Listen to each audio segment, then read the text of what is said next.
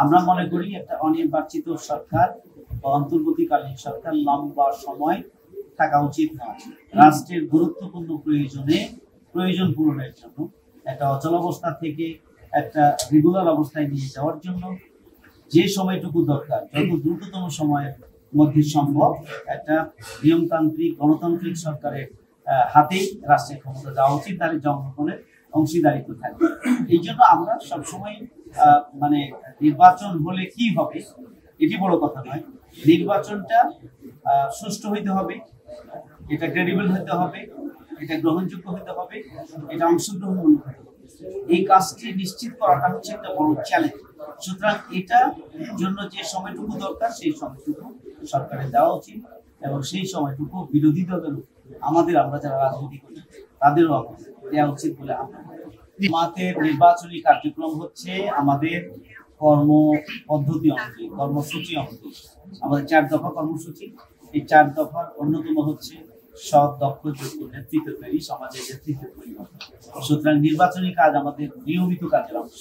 এই কাজ আমরা নির্বাচনের তারিখ ঘোষণার পরে বা আগের সাথে এটা সম্পর্কিত না। এই নির্বাচনী কাজ আমরা সারা বছর জুড়েই করি। নির্বাচন কাছে আসলে এই কাজটা বেড়ে যায়, কিন্তু সবসময় আমরা নির্বাচনী কাজ করি এবং নির্বাচনের জন্য আমাদের প্রস্তুতি আছে এবং আমরা আমাদের আভ্যন্তরীণ কার্যক্রম এবং উন্মুক্ত কার্যক্রম উভয় দিক থেকে আমরা নির্বাচনের প্রস্তুতি গ্রহণ করছি। এপ্রিলের নির্বাচনকে আমাদের আমির জামাত স্বাগত জানিয়েছেন, তবে তিনি বলেছেন যদি একটা লেভেল প্লেইং ফিল্ড তৈরি করতে হবে, প্রশাসনকে নিশ্চিত করতে হবে, নির্বাচন কমিশনকে নিশ্চিত করতে হবে। তিনি বলেছেন যে আমরা যে নির্বাচন কমিশনের সংস্কার সহ গুরুত্বপূর্ণ সংস্কারগুলোকে সম্পাদন করতে হবে এবং তিনি বলেছেন যে বিচারিক কার্যক্রমকে এগিয়ে নিতে হবে।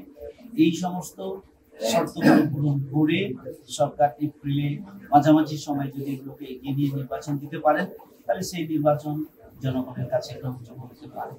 নচেত আরেকটি প্রশ্নবিদ্ধ নির্বাচন নতুন করে বাংলাদেশের সামগ্রিক পরিস্থিতিকে আবারও পিছনের দিকে নিয়ে যাবে।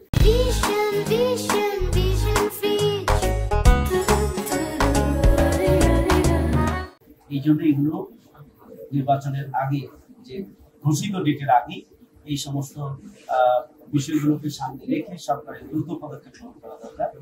এখন পর্যন্ত গভর্নমেন্ট 6টা গুরুত্বপূর্ণ কমিশনের রিপোর্ট জমা দিয়েছে। এটা নিয়ে রাজনৈতিক দলগুলোর সাথে প্রথম দফায় কথা বলেছে, দ্বিতীয় দফা কথা আবারও শুরু হয়েছে।